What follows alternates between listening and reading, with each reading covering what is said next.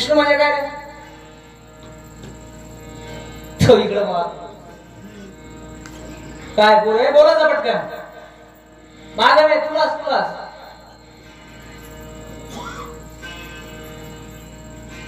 कोणाला सांगतात समज, बोलत जातो मी, तुम्ही बोलले नाही तुम्हाला कंटाळेल. विष्णू म्हणजे कोण? परमात्मा. विष्णू म्हणजे कोण? परब्रह्म. रामापासून कृष्णापर्यंत सगळे अवतार कोणाचे आहेत? विष्णूची आहे. फक्त रामामध्येच विष्णू आहे का? सगळ्या जगात विष्णू. विष्णुमय. विष्णू म्हणजे विष्णूच्या या शब्दाला मय हा प्रत्यय लागलेला आहे. मय कुठल्या अर्थाने वापरतो आपण? मुसळधार पावसाने फणसपाळा जलमय म्हणजे काय? जिकडं तिकडं पाणीच झालं. इथे असणारा मय जो आहे तो विपुलता दर्शक आहे, वैपुल्य दर्शक आहे. आणि समजा एखाद्या पाण्यामध्ये विषाचा थेंब पडला, आपण तो पाणी विषमय झालं. इथे जो मय आहे तो विकारता दर्शक आहे.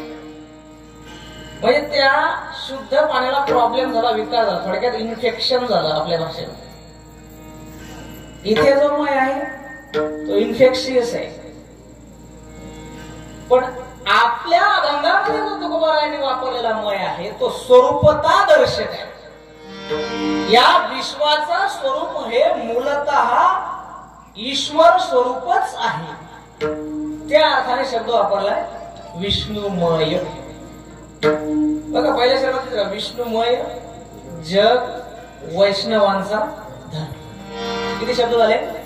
4. पुढे भेदाभेद भ्रम अमंगल 7 शब्द. 7 एका एका शब्दावर बोललं तर 7 दिवसाचा सप्ताह. पण मग असं नको व्हायला की अभंग बाकीचा राहूनच गेला. त्याच्यामुळे आपण हळूहळू त्याला स्पर्श करूया. जग विष्णू आहे याची जाणीव असणं हा वैष्णवाचा धर्म आहे. आणि हे ज्याला कळत नाही तो भ्रमात आहे. इल्युजन म्हणतात त्याला. तो भ्रमात आहे. आणि तो भ्रमात असल्यामुळे भेदाभेद करतो. आणि तो भेदाभेद करतो हे अमंगळ आहे. विठाला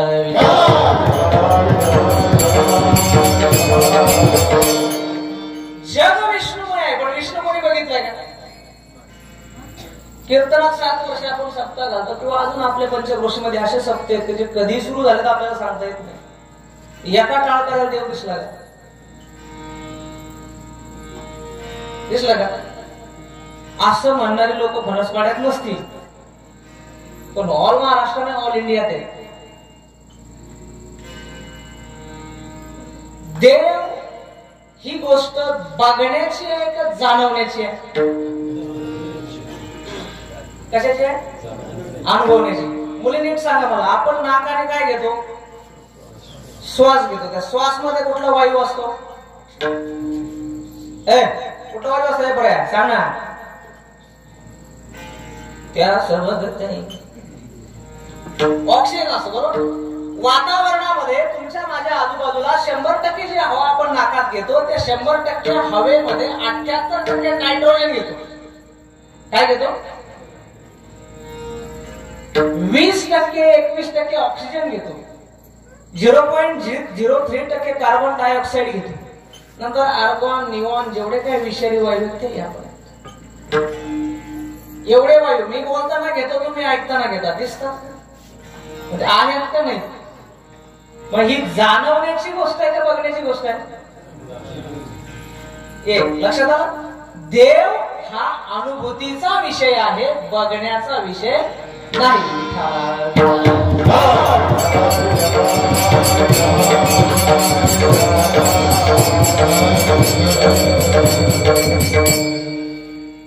आता बरीचशी अशी बावळट आहे, म्हणजे आपल्याकडे त्याला विज्ञानवादी म्हणतो ना आपण.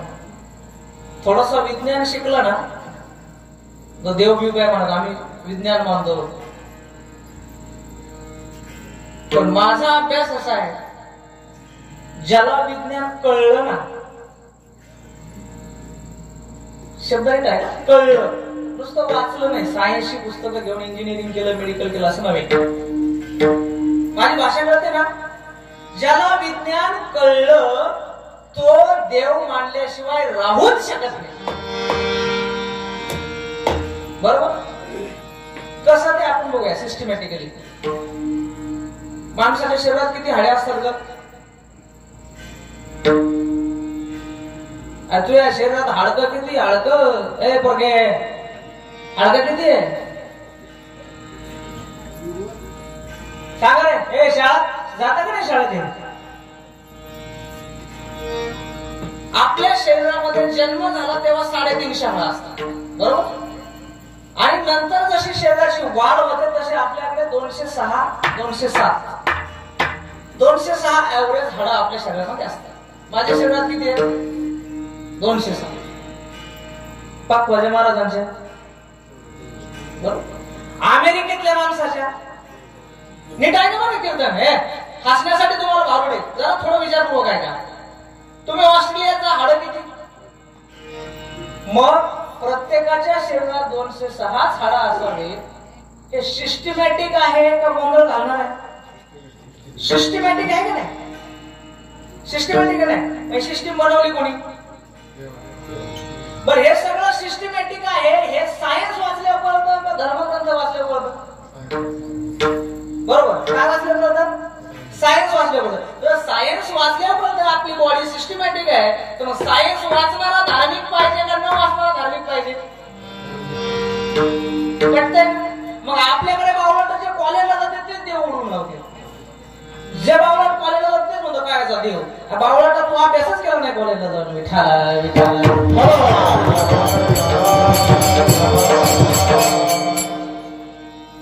आता इकडे 7 वर्ष 70 म्हणजे ते कोणाला बीपी शुगर नसेल पण आपल्या बॉडीमध्ये बीपी किती असतो? खालचा 80 वरचा 120. बरोबर? ते 120 जर 150च्या वर गेला तर गोळी सुरू होती.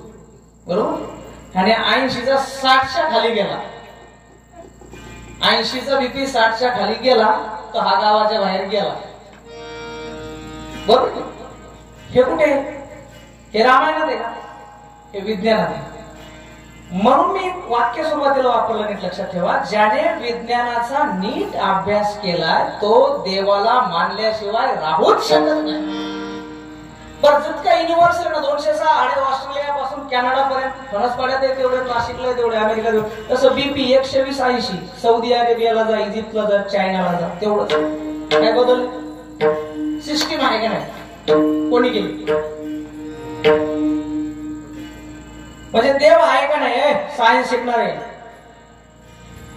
आणि ही गोष्ट मी जाणीवपूर्वक का सांगतो माहितीये का?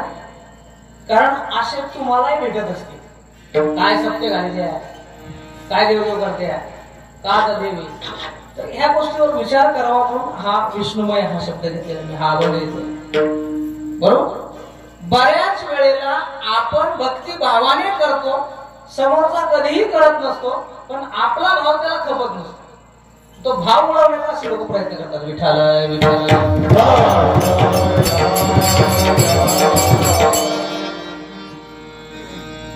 सावलीचा भूगोल घ्या. सावलीचा लय मोठ्याने सांगत. पृथ्वी तिच्या आसाभोवती 23.5 डिग्री मध्ये कललेला. म्हणजे हा जो पृथ्वीचा गोल आहे तो असा सूर्याभोवती असा प्लेन नाही फिरत, तो 23.5 डिग्रीत असा वाकलेला आहे, तो असा फिरतो. तो असा वाकल्यामुळे ज्यावेळेस हा भाग सूर्यासमोर येतो तेव्हा इकडे उन्हाळा होतो, इकडे हिवाळा होतो. कळलं? लक्षात आलं? त्याच्यामुळे 4 महिने पाऊस, 4 महिने हिवाळा, 4 महिने उन्हाळा आपल्याला अनुभवतो. ती जर अशीच असते ना, अशीच, आणि फणसपाडा इथं असता ना तर फणसपाड्यात 12 महिने उन्हाळा राहिला असतो. बरोबर? नीट लक्ष द्या. मग सगळे ग्रह असे स्टेट, त्याच्यावर जीवसृष्टी नाही. पृथ्वी फक्त अशी कहाणी झाली, त्याच्यामुळे हिवाळा होतो, पावसाळा होतो, उन्हाळा होतो, रात्र होते, दिवस होतो. बरोबर? मग ही 23.5 डिग्री मध्ये कहाणी केली कोणी? सिस्टीम आहे का? एक. पृथ्वीचा सूर्याभोवती फिरण्याचा स्पीड 1% वाढला, 1%. तर आपण असे उभं राहू शकणार नाही, हलणार. कळलं का? तलावातलं पाणी ठिकाणावर राहणार, नद्याला विहिरीला पाणी राहणार. पृथ्वीचा फिरण्याचा स्पीड वाढला तर पृथ्वी तेवढ्याच स्पीडने फिरली पाहिजे हे ठरवलं कोणी? सिस्टीम आहे का नाही? चंद्र आहे, चंद्र दिसतो का आम्हाला? चंद्र किती 14 लाख मैल समथिंग त्याचं अंतर आहे. 3,86,000 समथिंग किलोमीटर. चंद्रयान तुम्हाला दाखवतो मुलांना शाळेत सगळ्यांना, नीट आठवतं का? चंद्र तिथे आहे म्हणून आपण इथे आहोत. नीट लक्षात घ्या. चंद्राचा डिस्टन्स त्याच्यापेक्षा 500,000 किलोमीटर कमी झालं तर समुद्राची उंची इतकी वाढली तर फणसपाड्यात सहित सगळा देश पाण्यामध्ये बुडतो. चंद्र तेवढ्याच अंतरावर व्हायला पाहिजे ठरवलं कोणी? सिस्टीम आहे का नाही? चंद्र आहे त्याच्या पलीकडे गेला तर अख्खे समुद्र कोरडे पडतील, त्याचा खडक उघडा पडेल, मासे मरतील. मग चंद्राला तू तिथंच राह हे सांगणारा कोण आहे? बर हे रामायण महाभारतात दाखवतात आहे का? हे कुठे आहे? 6वीचा भूगोल. जास्त पलीकडे जायचं बरोबर. आपला बीपी एवढाच असला पाहिजे. पण मुसलमान आहे, ख्रिश्चन आहे, त्याचा काही कमी जास्त आहे का? आता आमचं हिंदूच 80-120, तुमचा ख्रिश्चनांचा 150च्या पलीकडे असेल. पण असं काय का मुसलमानाचं रक्त हिंदूला चालत नाही? ब्लड डोनेशनला आपण जातो, पिशवीतला आपल्याला माहित असते पिशवी कोणाची आलेली आहे. जगामध्ये एव्हरीथिंग जे आहे ना, प्रत्येक गोष्ट जिथल्या तिथे ठेवलेली आहे. सूर्य तिथे, सूर्याचं पृथ्वीपासून अंतर आहे 15 कोटी किलोमीटर. या 15 कोटीचं 14.5 कोटी झालं ना, आपली पृथ्वी जळून जाईल बरोबर. आणि 15चं 15.5 कोटी झालं ना, पृथ्वीचा बर्फाचा गोळा होईल, काहीच राहणार नाही. म्हणजे 15 कोटीमध्ये 50 इकडं तिकडं झालं तरी आपलं आयुष्य. मग एवढं सगळं विश्वामध्ये आपल्याला दिसतंय. माझी भाषा कळते ना मुलींनो? सायन्स कळतंय का? हा, नुसतं असं बघू नका, मला मग कळणार नाही तुम्हाला कळतं की नाही. जगात देव नाही असं विज्ञान शिकणारे म्हणतात. त्या विज्ञान शिकणाऱ्याच्या विज्ञानामध्ये देव कसा आहे हे सिस्टमॅटिकली आपल्याला दिसतं. त्याच्यामुळे जगामध्ये देव आहे हे प्रत्येकाने मान्यच केलं पाहिजे. विठाला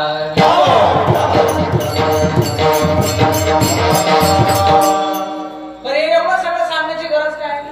कारण हा जो अभ्यास आहे ज्यांचा असतो त्यांचा नीट नसतो आणि बाकीच्यांना काय माहितच नसतं. आपले लोक भोळा भाव देवा मला, पण आता ते निघलं नाही. व्हॉट्सअप आमच्या देवाचा अपमान, तमक्या देवीचा अपमान, अक्कल झिरो असतं. आणि त्याच्यामुळे लोकांची भक्ती खलास करण्याचा प्रयत्न करतात. त्या लोकांसाठी हे मुद्दाम सांगितलं. लक्षात देव आहे पहिला मुद्दा. विष्णू, आता पुढे त्याला मय प्रत्यय, विष्णू मय बरोबर. तुमच्या आमच्यामध्ये देव आहे का? काय पुरावा आहे? हाय त्याला पुरावा काय? देव आहे, देव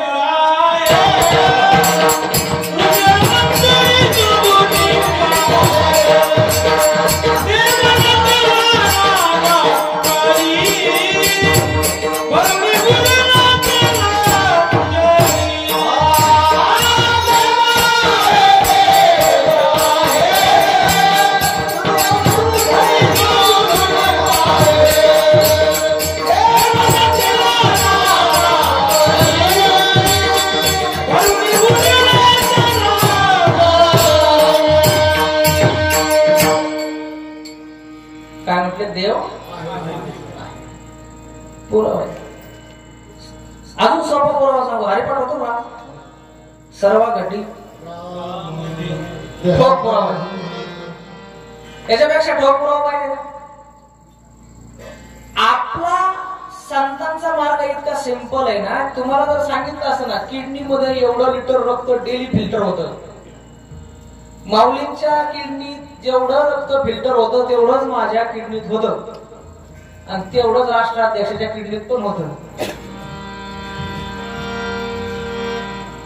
हे जर आपल्या माऊलींनी सांगितलं असं लोक झोपी गेले असते. सायन्स करत कठीण जात. त्याच्यापेक्षा त्यांनी सिंपल करून सांगतात. सर्व घटीला घट आहे. बॉडी म्हणजे काय? घट आहे. घट कशाला म्हणतो? गाडगं. गाडगं कशाचं बनतं? मातीचं. आपलं शरीर कशाचं आहे? पंचमहाभूत. पंचमहाभूतामध्ये काय आहे? भूमी. जर सेपरेट सेपरेट काढलं तर मसनोट्यात, एकत्र गेलो तर घरात. बरोबर? याच 5 गोष्टीचा घट बनतो. घट, घटाचा स्फटाका असतो, वेदांताचा वेगळा विषय. पण ही जी युनिटी आहे, तुमचं तसंच माझं. आता 80 वर्षाचा माणूस असू द्या, 4 वर्षाचा मुलगा असतो, आपल्या हृदयामध्ये 0.2 HP ची मोटर आहे. किती HP ची मोटर आहे? मोठेचं काय काम आहे? बटन दाबलं तर वावरात पाणी आहे.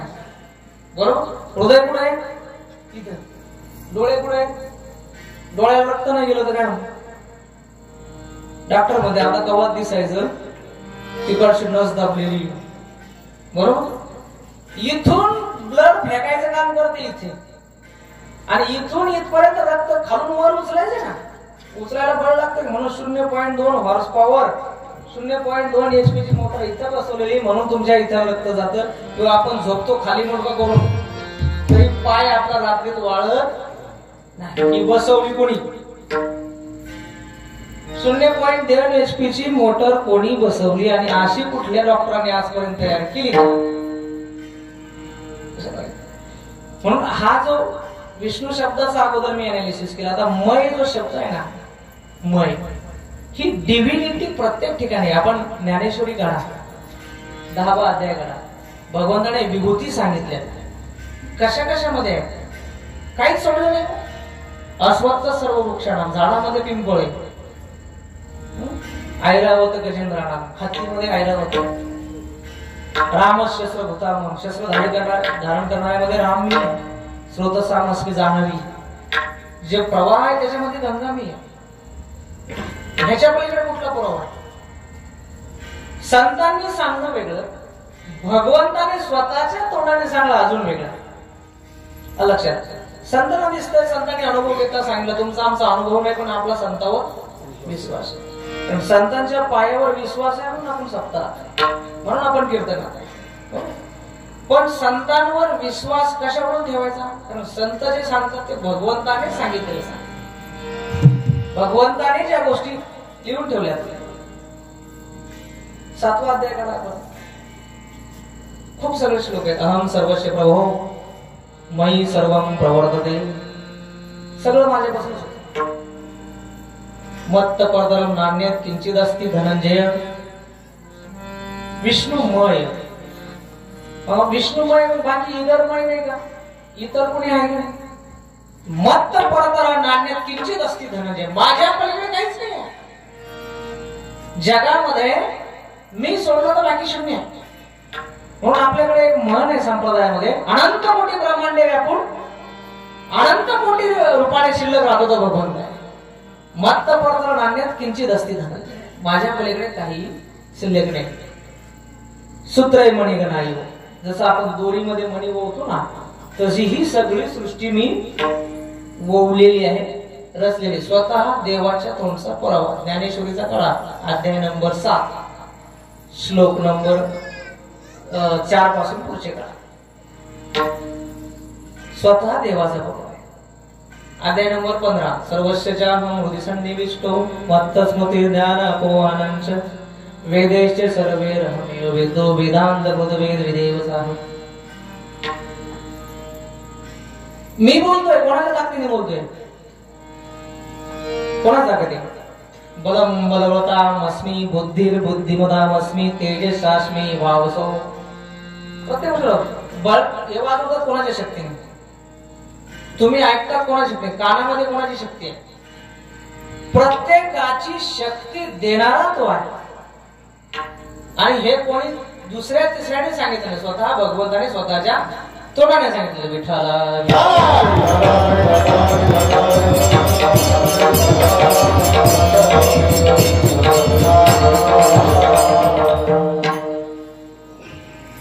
जगात विष्णू आहे, जगात देव आहे, एक सिद्ध झालं.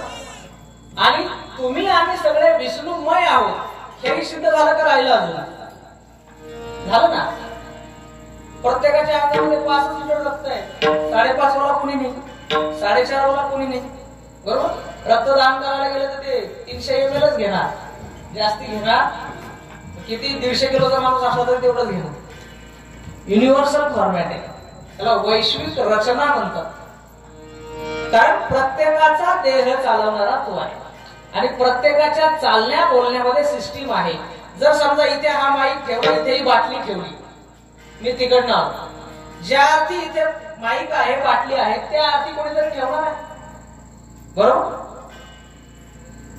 ज्या अर्थी एवढाच रक्तदाब आहे, एवढंच हृदय चालतं, एवढीच हाडकं आहेत, एवढ्याच अंतरावर चंद्र आहे, एवढ्याच अंतरावर सूर्य आहे, एवढी स्पीड मध्ये पृथ्वी फिरते, एवढीच पृथ्वी कळलेली, अशा हजारो गोष्टी सांगतात विज्ञानातल्या. त्या अर्थी त्याला तेवढं ठेवणारा कोणीतरी आहे का नाही, बरोबर. पण याच्याही पलीकडे भगवंताची कृपा अशी आहे आपल्यावर, त्यांनी एवढं ठेवून तो गायब नाही झालेला, तो एवढं ठेवून तो स्वतः त्याच्यात येऊन राहिलेला आहे. विठाला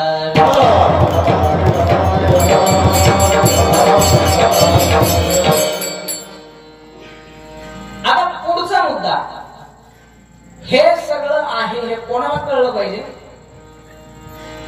वैष्णवाला. कोणाला कळलं पाहिजे? वैष्णव कोण आहेत? सगळे वैष्णव आहेत ना. जे ईश्वराची भक्ती करतात ते कोण आहेत? आणि वैष्णवाचा धर्म काय हे समजून गेलं तर सगळं जग विष्णू आहे. विष्णुमय जग वैष्णवाचा. प्रॉब्लेम काय होतो, आपल्याला एखाद्या गोष्ट धर्म माहित नसला तर फॉल्ट होतो. ओरिजिनल गोष्ट माहित नसली आपण त्याच्यासारखी दिसणारी डुप्लिकेट घेतो, बरोबर. जगामध्ये तुम्ही जा, खऱ्या साधूला कोणी नमस्कार करणार. मेकअप करून आलेला साधू म्हटलं का मोठा साधू आहे, मोठा साधू आहे, त्याच्या आपण पाया पडतो. पण कितीही मेकअप करू द्या, ज्याला वैष्णवाचा धर्म माहित आहे तो बसत, बरोबर. नाही तर तुकोबाराने खूप सुंदर वर्णन करून गायचे. कसे झाले बंधू कर्म करुणी म्हणती अंगाला वरिया किती सांगो तुका म्हणे, सांगो किती जळो दयांची. अशा खूप आहे. यांचं ओळखायचं कसं? जो सगळ्या जगामध्ये भरलेल्या ईश्वराला जाणतो तो वैष्णव. जो लोकांमध्ये भेद करत नाही तो वैष्णव. लोकांमध्ये भेद करत नाही तो वैष्णव. आणि जर अशा प्रकारे भेद कोणी करत असेल तर तो भ्रम दूर करतो तो वैष्णव. हा वैष्णवाचा गुणधर्म आहे. आणि मग तुम्ही आम्ही ऐकणार मंडळी कोण आहे? तुम्ही आम्ही ऐकणार मंडळी कोण आहे? वैष्णव आहे. म्हणजे हा कोणाचा धर्म आहे? विठ्ठल विठ्ठल.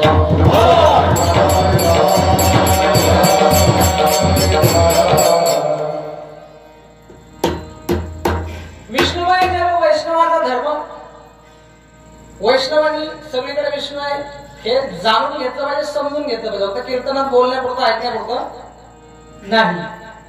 आणि जर हे समजून नाही घेतलं तर काय होईल? पहिल्या चरणामध्ये विष्णुमय जग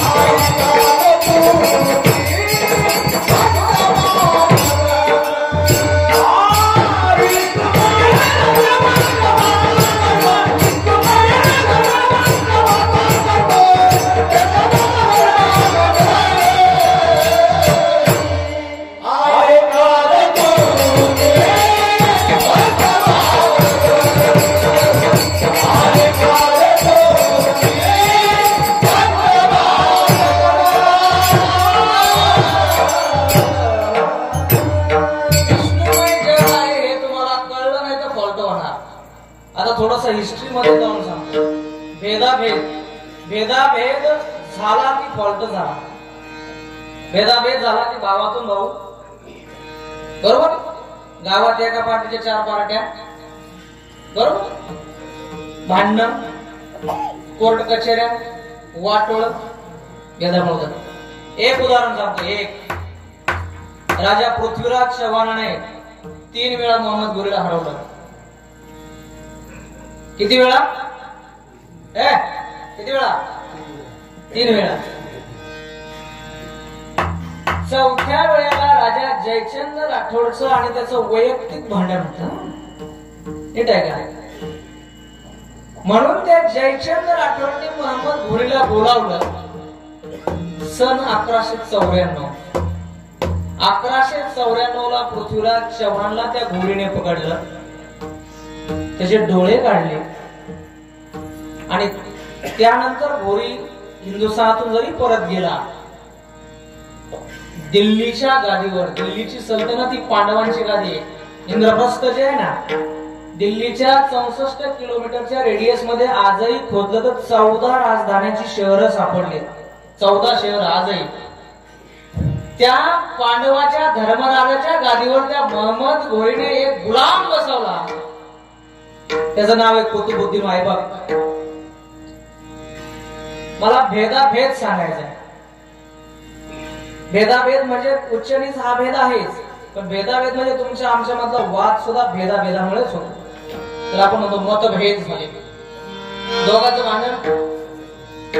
1194 ला जसं मुसलमानांचं आक्रमण झालं, तिथून पुढच्याच वर्षी त्या कुतुबुद्दीन ऐबकाने 22 मंदिरं पाडली. किती मंदिरं पाडली? त्या 22 मंदिराच्या दगडांनीच तिथे दिल्लीमध्ये आपण कुतुब मिनारच्या तिथे जाऊन बघितलं असेल, कोणी गेला असेल तर बघा, मस्जिद बांधली. त्या मस्जिदचं नाव आहे कुव्वत उल इस्लाम. काय नाव आहे? कुव्वत म्हणजे ताकद, शक्ती. कोणाची शक्ती? इस्लामची. मला सांगा, ही शक्ती इस्लामची का आपल्या फुटीरतावाद्यांची? लक्षात. एक दुसरा मुद्दा सांगतो. प्लासीची लढाई झाली 1757 ला. जो इंग्रजांचा गव्हर्नर जनरल होता ना, त्याच्याकडे फक्त 2000 माणसं होती. किती होते? 2000. सिराज उद्दौला होता बंगालचा गव्हर्नर, त्याच्याकडे 50,000ची फौज होती. किती होती? आता युद्ध होणार, आपले लोक जिंकणार, तेवढ्यात तो सिराज उद्दौलाचा सेनापती काय म्हटलं, महाराज त्यांचे 2000 आहेत, आपल्याकडे 50,000, तुम्ही कशाला येतात? मी बघून घेतो. हा मीर जाफर गेला, इंग्रजांशी त्याने सेटलमेंट केली. जर तुम्ही मला नवाब करीत असाल तर एक 50,000चं सैन्य मी तुमच्या बाजूला घेऊन येतो. 23 जून 1757. नीट आहे का? एकही रक्ताचा थेंब सांडला नाही, एकही तलवार उपसली गेली नाही, एकही गोळी चालली नाही. आपला देश गुलाम झाला. 1757 ला इंग्रजचे डोक्यावर बसले, ते 1947 ला गेले. हे कशामुळे झालं? भेदामुळे झालं. म्हणून भेद भ्रम अमंगळ कशा म्हणतात? याच्यामुळे म्हणतात विठाला.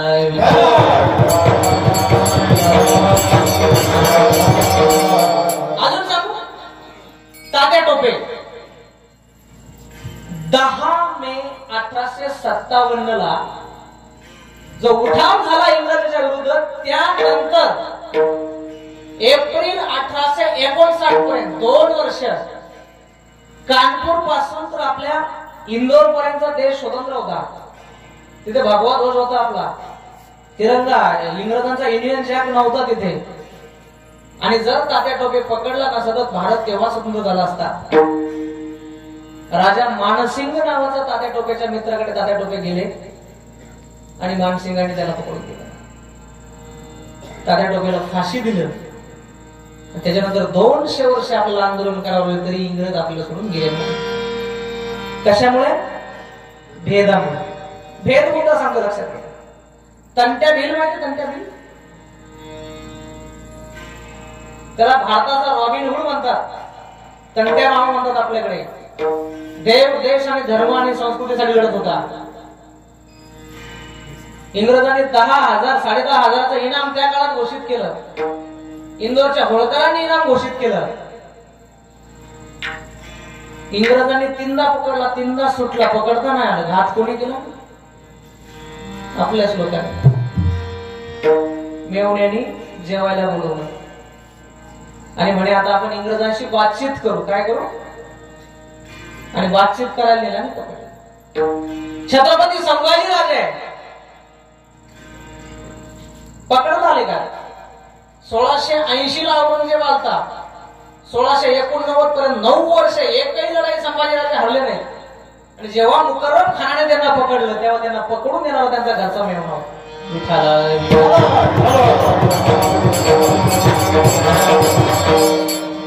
ही उदाहरणं मला इतिहासातून सांगायची. माझं खूप सगळी उदाहरणं आहेत. 2 सवतीचं भांडण झालं. त्या सवतीच्या भांडणामध्ये पुरून ठेवल्या, जुन्या काळात बँक नव्हत्या, पुरून ठेवायचे धन. पुरून ठेवलेलं धन मला सगळं मिळालं पाहिजे म्हणून एका सवतीने अहमद शाह अब्दालीला बोलवलं. तो अहमद शाह अब्दाली एकदा जसा भारतात तसं बघितलं इकडे बहुत सोना आहे. तिथून पुढे तो कंटिन्युअस येत राहिला आणि मराठ्यांचं पाणीपत झालं. 1761 ला जी पाणीपतची लढाई झाली, महाराष्ट्रातलं एकही घर असं नाही. तुमचं आमचं नशीब असं आहे की आपल्या घरात लिहून ठेवणारा कोणी नव्हतं. पण इव्हन फणस पाड्यातले सुद्धा तरुण त्या ठिकाणी लढायला त्या काळात होते. आणि 1.5 लाख तरुण पोरं महाराष्ट्राचे पाणीपतावर मारले. कशामुळे? भेदाभेद. कशामुळे? भेदाभेद.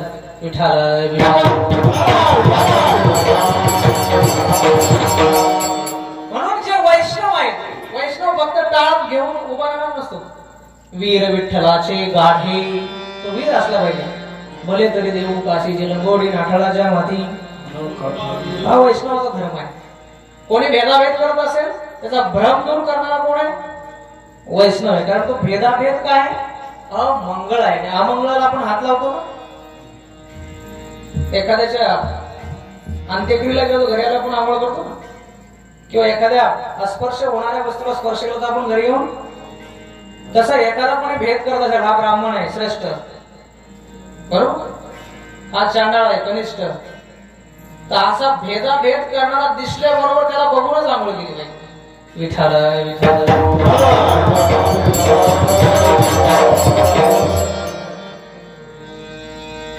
ज्ञानेश्वरी कडा अध्याय नंबर 7 पुरावा आहे. विद्या विनय संपन्ने ब्राह्मणे गवी हस्तिनी शुणी चैव स्वपाकेच पंडिता समदर्शिनः.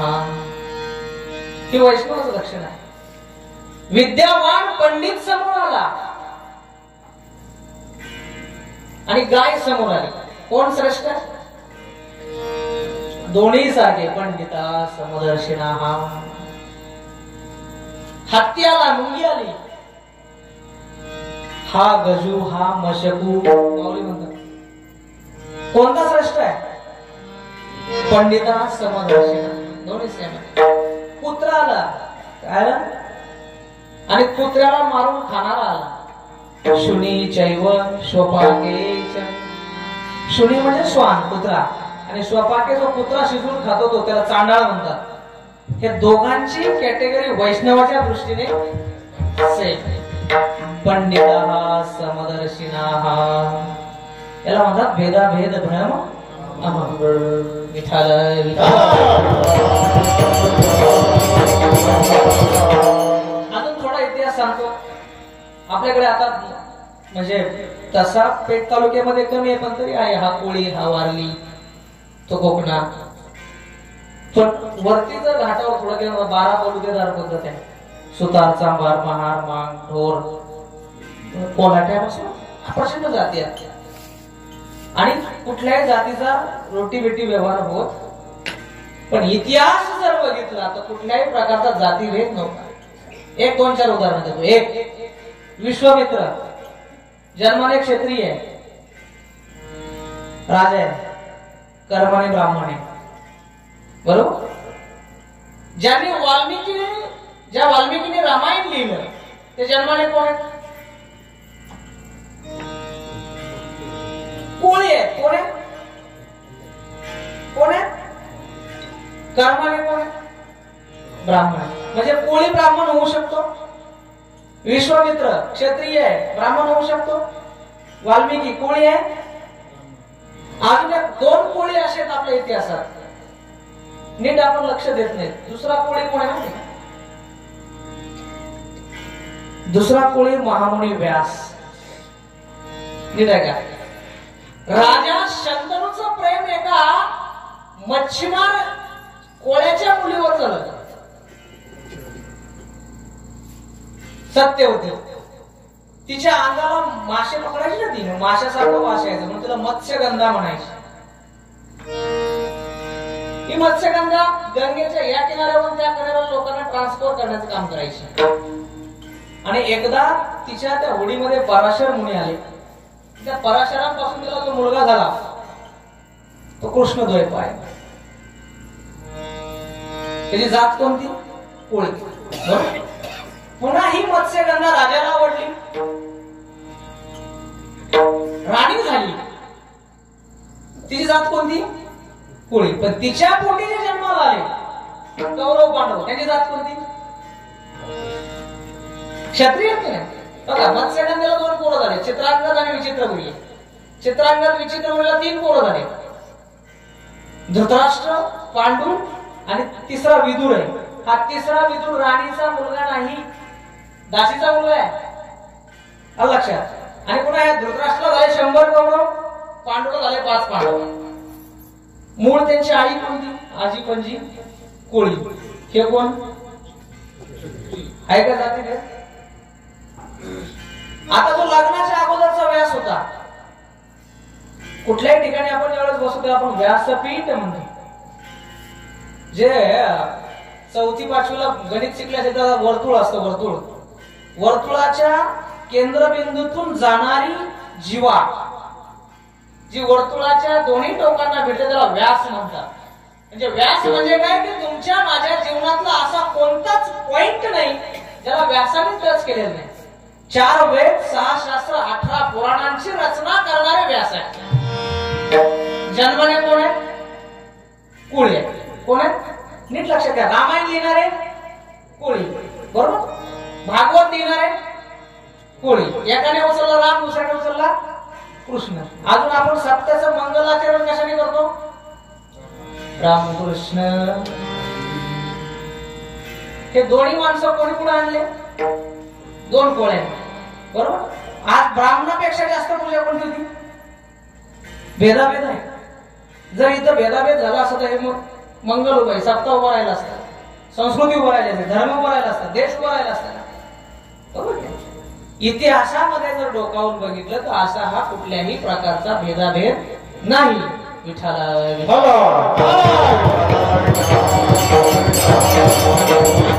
अजून एक सोपं उदाहरण होतं. छत्रपती शिवाजी महाराजांच्या सैन्यामध्ये ब्राह्मणांपासून तर अगदी रामोश्यामपर्यंत, रामोश्या तर फक्त हे राज्यामध्ये होते.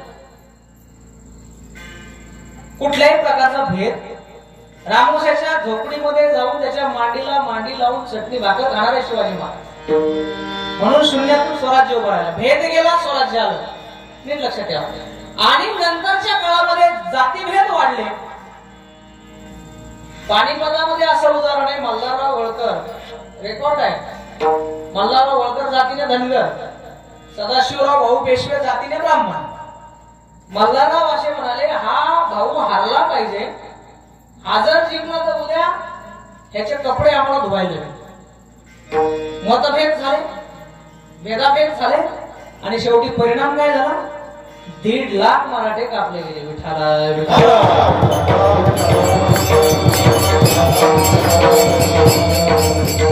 म्हणून अशा प्रकारचा भेदाभेद करू नका, तो अमंगळ आहे. मग तुम्ही आम्ही ऐकणार लोक म्हणतात विष्णुबाई जग आहे, हा वैष्णवाचा धर्म आहे, भेदाभेदही करायचा नाही. मग करायचं काय? पुढच्या चरणामध्ये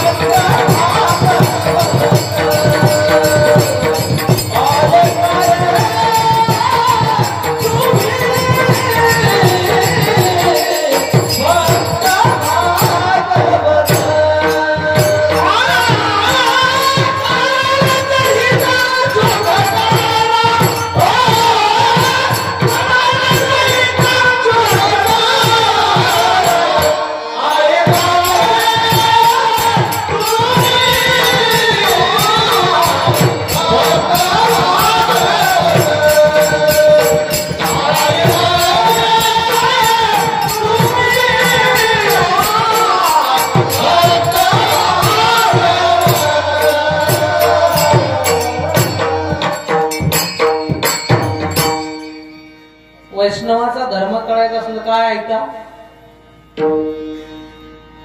दोन पद्धतीने या पदांचा अर्थ लावतात बघा. ऐकाजी तुम्ही भक्त, ऐकाजी तुम्ही भागवत. भागवत म्हणजे काय? भागवत म्हणजे ग्रंथ आहे. 7 दिवस आपण भागवत सांगतो, 8व्या दिवशी दिंडी काढतो, बरोबर. पण भागवत या शब्दाचा खरा अर्थ असा आहे, जो भगवंताचा आहे तो भागवत. आणि भगवंताचा कोण असतो? भक्त. म्हणजे भक्त आणि भागवत एकाच अर्थ असतो. दुसरा अर्थ घेतला, ऐकाजी तुम्ही भक्त भागवत. भक्तांना तुम्ही काय ऐका? का ऐका? कारण भागवत ऐकलं तर तुमचा भ्रम निघून जाईल. भागवत ऐकलं तर तुमचं काय निघून जाईल. आणि जर वर्षानुवर्ष भागवत ऐकूनही एखाद्याचा भ्रम निघत नसेल, त्याला दांड्याने आणलं पाहिजे.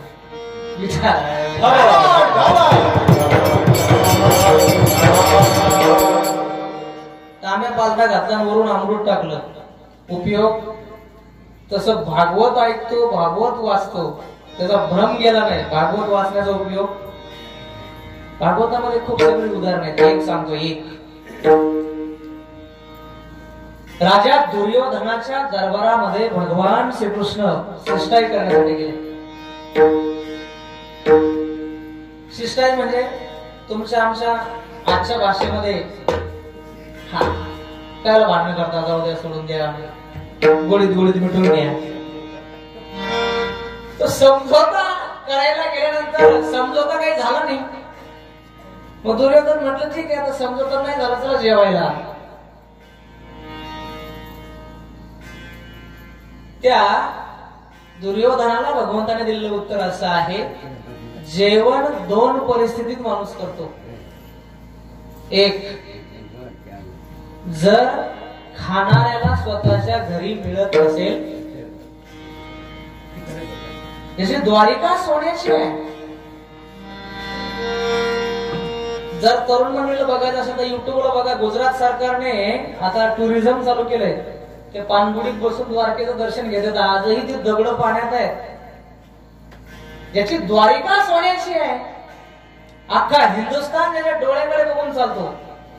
आसामचा राजा असणारा नरकासूर मारला कोणी? कृष्ण. 86 राजांना कैदेत टाकणारा जरासंध मारला कोणी? कृष्ण. त्याच्याकडे इच्छेनुसार उडणारा विमान आहे असा इराणचा राजा शाल्व मारला कोणी? शंखासूर मारला कोणी? त्याला काहीच कमी नाही. त्याला काही नवे नवे राजसूय यज्ञासारखा यज्ञ करणारे पांडव उभे कोणी? कृष्ण. त्याच्यामुळे मला भेटत नाही इतकी वाईट परिस्थिती माझी अजून झालेली. 2 परिस्थितीत जेव्हा माणसाने भेटत नसेल तर मला भेटतंय. दुसरी परिस्थिती अशी आहे, जरी भेटत असलं तरी एखाद्यावर तुमचं प्रेम असेल तर त्याच्याकडे जेव. माझं तुझ्यावर प्रेम विठ्ठल. भगवान तर विदुराकडे गेले. भारताच्या इतिहासामध्ये 2 पंतप्रधान असे झालेत, अंगावर काटा येतो माझ्या.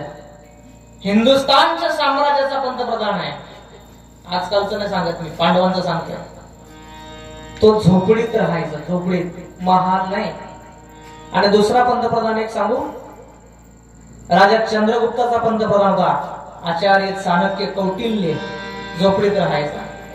पाहुणे भेटायला आले ना तर राजाची चिमणी विजवायचा, स्वतःची चालू करायचं का? वैयक्तिक कामासाठी राजाचं तेल वापरायला नको. अशा प्रकारचं राज्य चालवणारे प्रधानमंत्री ते होते. भगवंताने दुर्योधनाला बाय बाय केलं आणि तो विदुराकडे गेला नाही. विदुरा घरी काय खाल्लं? मी सुरुवातीला सांगितलं, विदुराची आई दासी आहे. विदुराची आई. आणि हा द्वारकेचा राणा पांडव. हा द्वारकेचा राजा आहे. राजा राजाच्या घरी जाईल का नाही? दुर्योधनाच्या नंतर कर्ण आला पाठीमागे लागून. त्याच्या घरी नाही जेवायचं, माझ्या घरी तरी जेवा. कर्ण आमच्या देशाचा राजा आहे. इतर राजांनी आग्रह केला, कोणाचंही खाल्लं नाही. खाल्लं कोणाचं? एका दासी पुत्राच्या हातच्या कण्या खाल्ल्या. राजा दाशी पुत्राच्या हातच्या कण्या खातो हे भागवत आहे विठ्ठला.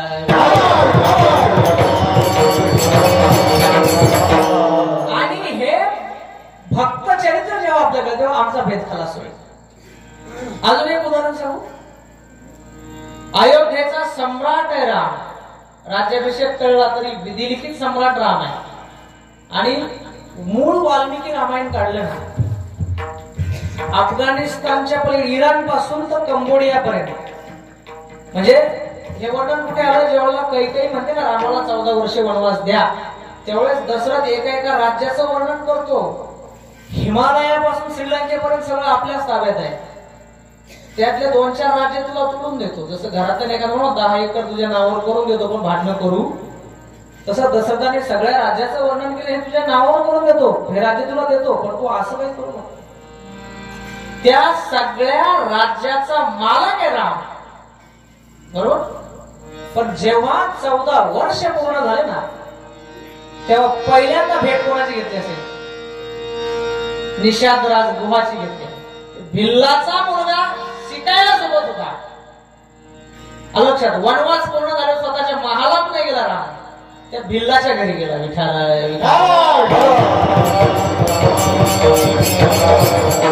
दुसरी गोष्ट, शबरी जातीने कोण आहे? राम कोण आहे? सूर्यवंशी आहे, इक्ष्वाकू कुळातला आहे. गोरं कोणाचे खातो? बरं ते काय फ्रीज मधले एकदम चकाचक ठेवलेले सॅनिटाईज करून कसे मुष्टीपुरे खातो ना, याला भागवत म्हणतात. याला काय म्हणतात? आणि हे जर ऐकलं, आपल्याकडे ऐकणं त्यालाच म्हणतात. ऐकणं हे अधिकारी व्यक्तीकडून घडलं पाहिजे. वाचन तर कोणी कुठेही करू शकतो, वाचलं डोक्यात राहिलं त्याची गॅरंटी नाही. म्हणून आपल्याकडे बहुवाचक असा शब्द नाही, बहुश्रुत असा शब्द आहे. त्याने जास्ती ऐकलं तर शहाणा. म्हणून तुम्ही काय करा, ऐका. बरं असं ऐकलं तर काय होईल? तुम्ही म्हणता ना तुकोबा आहे की तुम्ही ऐका बघा, ठीक आहे भागवत आहे, भागवत ऐकल्याचा परिणाम काय होईल? कुठल्याही जीवाचा मत्सर तुमच्याकडून घडणार नाही. तिसरं चरण, कोण्याही जीवाचा न घडो मत्सर.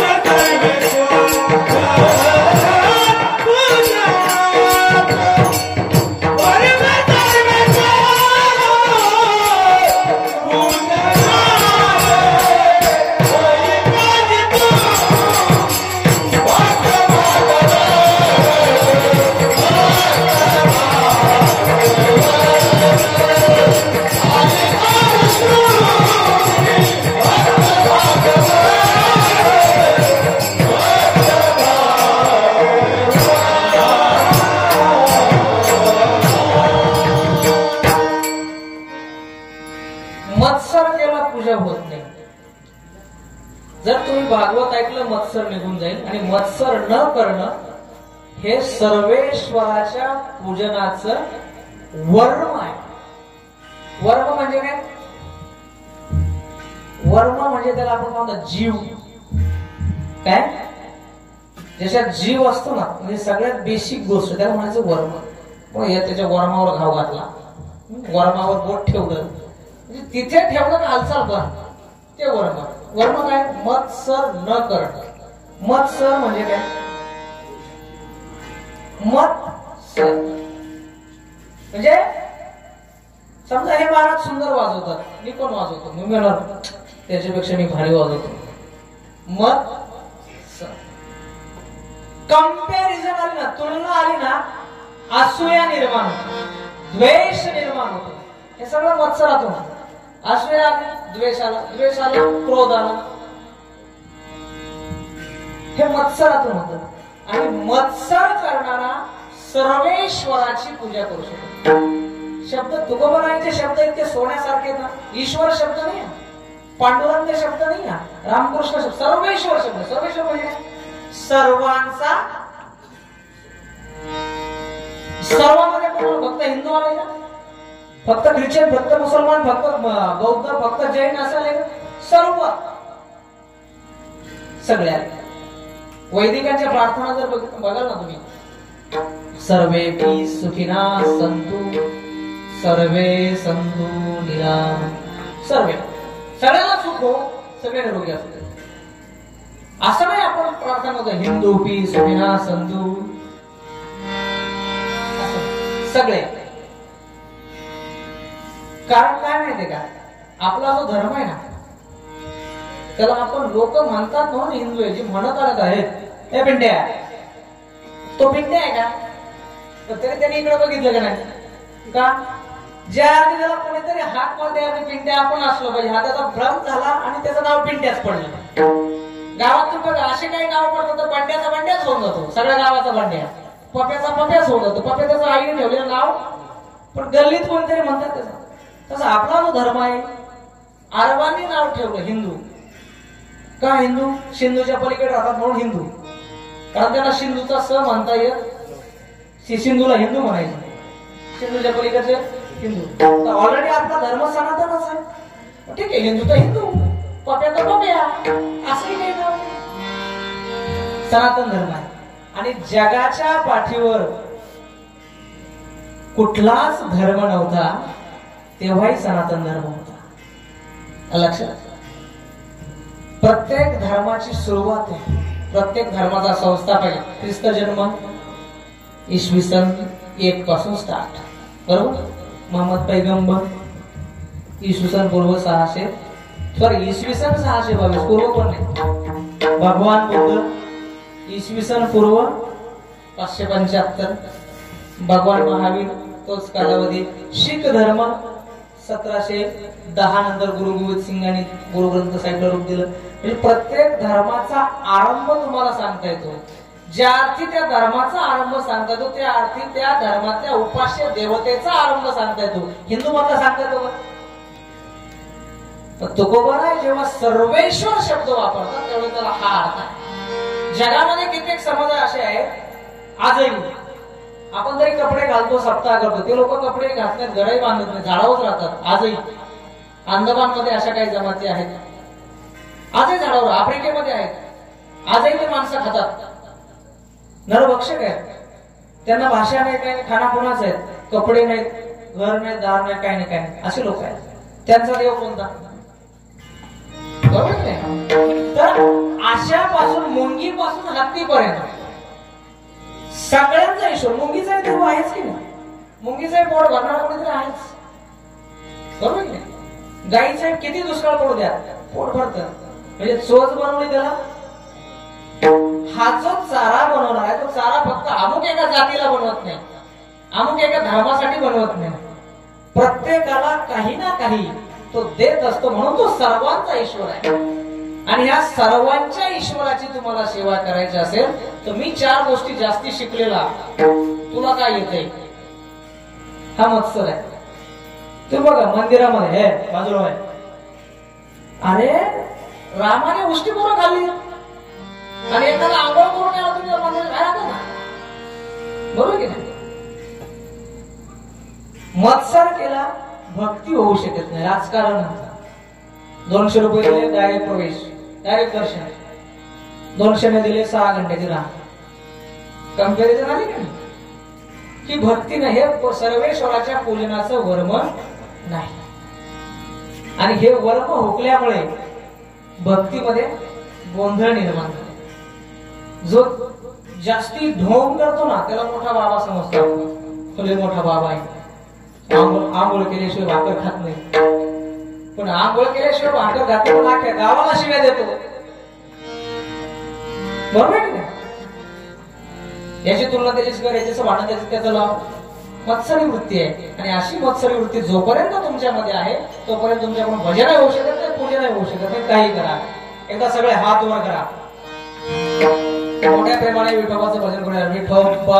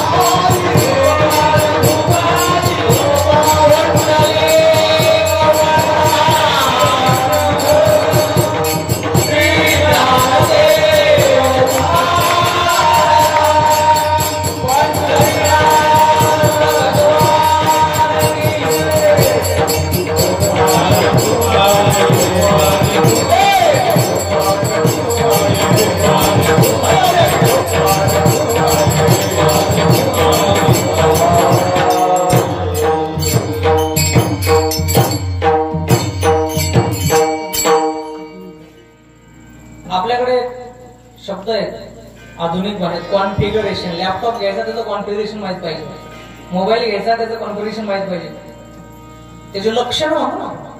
तसं वैष्णव ओळखायचा त्याचं कॉन्फिगरेशन माहित असणं पाहिजे. आणि त्याचं कॉन्फिगरेशन हे आहे काय, वैष्णव आहे ना तो भेद करत नाही, भेदाभेद करत नाही. वैष्णव आहे ना तो दुसऱ्याचा भ्रम दूर करतो. वैष्णव आहे ना त्याच्यासाठी सगळ्या जगामध्ये भगवंतच भरला असतो. व त्याच्यासमोर गाढवानं एक सांगत नाही, फक्त उल्लेख करून जातो. पैठणला एक स्वामी होते दंडवत स्वामी म्हणून, त्याच्या समोर येईल त्या प्राण्याला त्या दंडवत घालायचे. दंडवत स्वामी नाथाच्या चरित्रामध्ये ते उदाहरण. गाढवानं तरी ईश्वराचं रूप आहे, कारण त्या लोकांनी खरं भागवत ऐकलेलं असतं. ऐकायचे तुम्ही, म्हणून त्यांचा मत्सर जो आहे तो निघून गेला असतो. आणि मत्सर निघून गेला तर तुम्हाला पूजा करण्याची खरी पात्रता प्राप्त. सर्वेश्वराची पूजा तुम्ही मत्सर अंतःकरणात घेऊन करू शकत नाही. का करू शकत नाही? का मत्सर करायचं नाही? आता एवढं सगळं होऊनही एखाद्याच्या मनामध्ये प्रश्न निर्माण होतो की मत्सर का करायचा नाही. त्याचं वैज्ञानिक उत्तर तुकोबारायांनी शेवटच्या चरणामध्ये दिलं.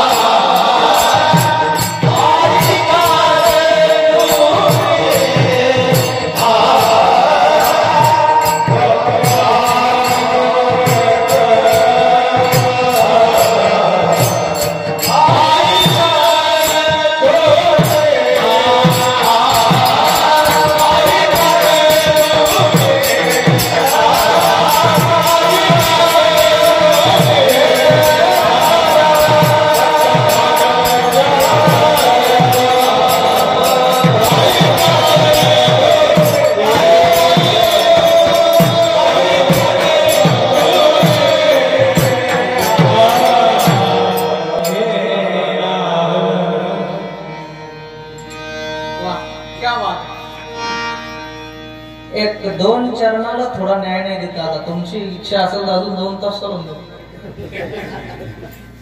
हे महाराज चाल म्हटलं महाराज हित आणि सत्तेवर आपण स्पर्शच केला नाही बोलता बोलता. ठीक आहे तुमचं भारुड्याने तर 2 तास नक्कीच घेतले असते. एक विनंती हात जोडून करेन तुम्हाला. कराल ते हित आणि सत्य हे जोडून स्पर्श करतो. सुख दुःख जीव भोगवावे हे पुढच्या वर्षी बघू आपण. हे सांगणं गरजेचं आहे म्हणून सांगतो. सगळे माझ्या माता या ठिकाणी बसलेल्या आहेत. जे काही आपण संसार करतो कशासाठी करतो? हितासाठी करतो. कोणाच्या? मुलाबाळाच्या. बरोबर. कोणाच्या करतो? किती जणांशी मुलं बाळ कीर्तनात आहे? मग हित होतंय का अहित होतंय? एक गोष्ट या ठिकाणी मी सांगतो सगळे तुम्ही सगळे मला माहिती आहे दिवाळीनंतर आपल्याकडे इथं थोडीफार बरी परिस्थिती आहे. पण आमच्या वरच्या खोलीत राजवारी भागामध्ये कठीण आहे. घरच्या घर कामावर जातात. कोणासाठी जातात? कोणासाठी जातात? मला एक बाप असा दाखवा रोज संध्याकाळी पोराची वय बघतो. हित सांगतोय मग का माझा राग येऊ द्या. एक आई अशी दाखवा जी आठवड्यातून एकदा पोराची वय बघते. लेकरू मोबाईल मध्ये काय बघतं असं बघणारा बाप आहे का? कोणाचं हित करता मग? कष्ट करतो ना हाडाचा काढा करतो रक्ताचं पाणी करतो. कोणासाठी? त्यांच्यासाठी करतो. मग ते काय अभ्यास करतात? ते मोबाईल मध्ये काय पाहतात? तो गेम कोणता खेळतात? त्याचे मित्र कोणती आहेत? हे बघायचं काम कोणाचं?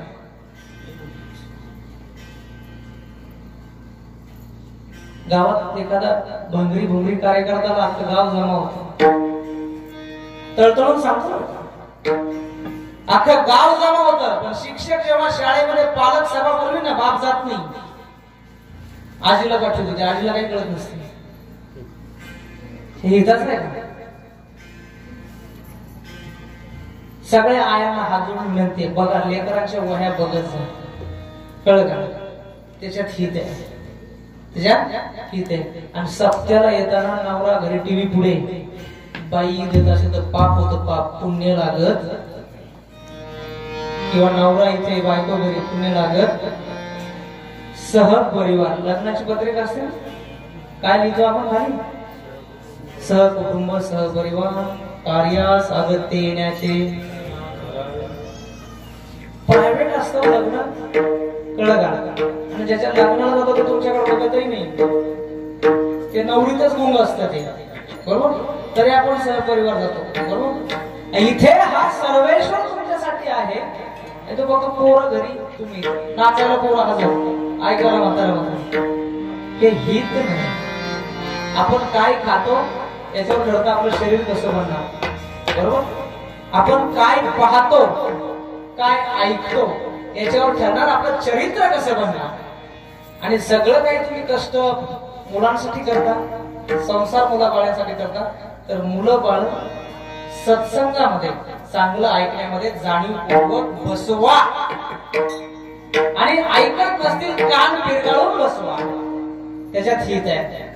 कधी कधी शिक्षकाला मारावं वाटत नाही लेकराला पण मारावं लागतं. मनातून नसतं ते पण त्याला धाक वाटावं म्हणून असतं. कशासाठी असतं? हितासाठी. आणि म्हणून एकच गोष्ट सांगतो विस्तार करत नाही फारसा. जर या कीर्तनातलं तुम्हाला सगळं काही घेऊन जाताना याला एक एवढी गोष्ट घेऊन जा. आजी हो आईला नाही बघता आलं आजीने बघा ते लेकराची वही बघा. काय बघा? 6वी 7वीच्या लेकरांच्या वहीमध्ये गृहपाठ कधी पूर्ण करत नाहीत. 6वी 7वीचे लेकर उखाणे लिहिलेले असतात. उखाणे. आमच्याचं नाव घेते बघत जा जरा. किती सप्ते घाला तरुण पिढी ठिकाणा मिळाली उद्या सप्ताह बंद होणार.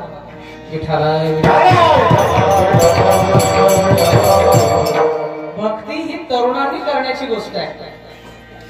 भक्ती कोणी करण्याची गोष्ट आहे? त्याच्यात हित आहे. कराल ते हित सत्य करा. ज्ञानेश्वर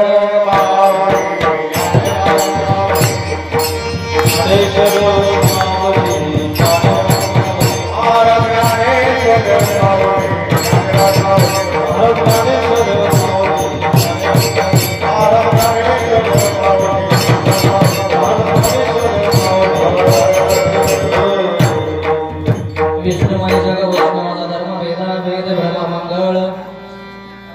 मिनिटं आपण लेट सुरुवात केली, त्याच्यामुळे 20 मिनिटाचं चिंतन आपलं बाकी आहे. ते कर्ज माझ्यावर राहिलं. पण एक गोष्ट लक्षात घ्या, मनातला भेद गेला पाहिजे. मी कोणी शहाणा हे जसं वाईट आहे, तसं मी कोणी हलका आहे हे समजणं सुद्धा वाईट आहे. कारण सगळे विठू माझा, सगळे त्याची लेकरं आहेत, बरोबर नाही? सगळी त्याची लेकरं, कोणी हलका नाही. आणि याची प्रचिती येण्यासाठी भक्तांची चरित्र ऐका. भागवत ऐका म्हणजे भक्तांची चरित्र ऐका.